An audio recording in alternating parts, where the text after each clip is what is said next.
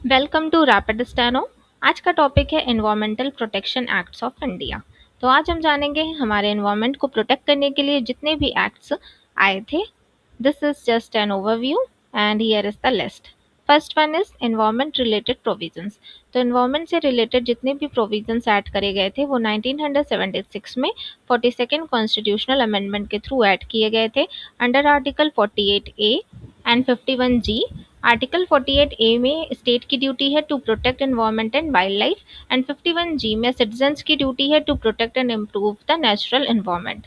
Next आते हैं wild life protection act जो कि 1972 में आया था to protect wild animals, birds and plants, creates national parks and sanctuaries. Next आते हैं water prevention and control of pollution act जो कि 1974 में आया था। It establishes the CPCB, that is central pollution control board and state pollution control board, जिनका काम है to monitor and improve the water quality. Next आते हैं एयर एक्ट जो कि है prevention and control of pollution act. ये 1981 में आया था। इसके अंदर भी CPCB एंड SPCB स्टैब्लिश करे गए थे to monitor the air quality and regulate the industrial pollution. Next आते हैं एनवायरमेंटल प्रोटेक्शन एक्ट जो कि 1986 में आया था। It was enacted by Parliament of India and it is an umbrella law and it gives central government powers to establish nationwide programs for environment protection। Next आते हैं ozone depleting substances rule जो कि 2000 में आया था and it regulates and phase out ozone depleting substances under Montreal protocol. Montreal protocol हुआ था 1987 में। इसमें बहुत सारी कंट्रीज आई थी एंड डिसाइड हुआ था to phase out the production and use of harmful gases like CFC, chlorofluorocarbon.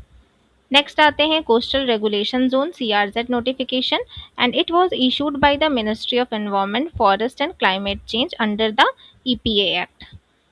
ये कब इशू हुआ था? 2018 में and regulate the activities in coastal areas to protect ecosystem. Next आते हैं एनर्जी कंजर्वेशन एक्ट जो कि 2001 में आया था to regulate energy consumption and promote energy efficiency in India and इसके लिए स्टैब्लिश किया गया था ब्यूरो ऑफ एनर्जी एफिशिएंसी का। नेक्स्ट आते हैं बायोलॉजिकल डाइवर्सिटी एक्ट जो कि 2002 में आया था। Conserves biodiversity, establishes the national biodiversity authority. Next आते हैं फॉरेस्ट राइट्स एक्ट जो कि 2006 में आया था।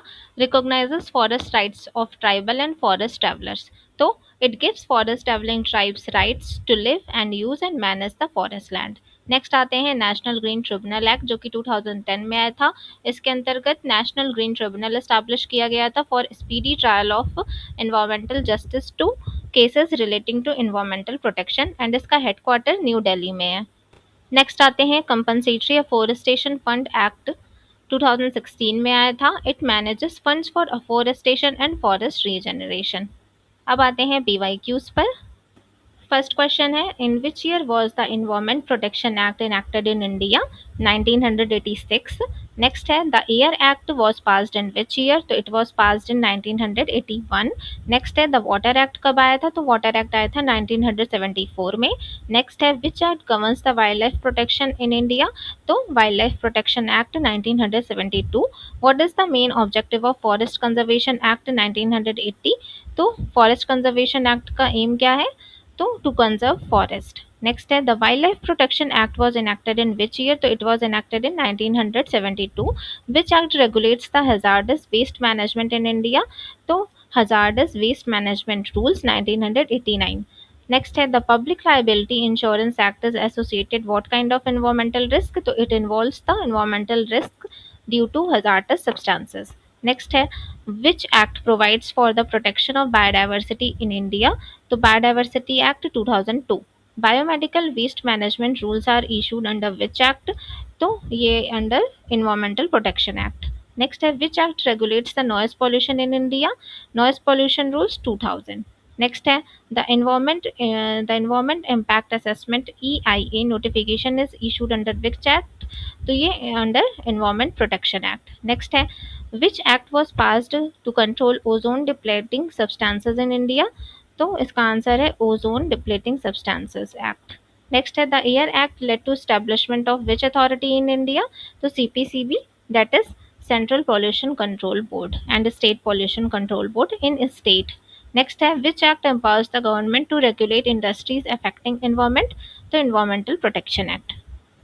So here is the answer, and that is all for today, and hope you like this video. If you want more such videos, don't forget to subscribe our channel Rapid Steno. And अगर आपको इस video की PDF चाहिए तो आप Telegram channel rapid steno join कर सकते हैं, वहाँ पर आपको सारे वीडियोस की पीडीएफ अवेलेबल है।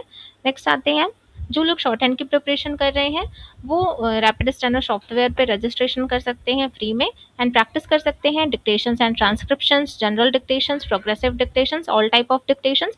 एंड जो लोग इलाहाबाद हाई कोर्ट की प्रिपरेशन कर रहे हैं उनके लिए यहाँ पर formatting typing and Pitman typing दोनों ही अवेलेबल है, तो आप यहाँ पे फ्री में रजिस्ट्रेशन करके अपने स्किल को एनहांस कर सकते हैं।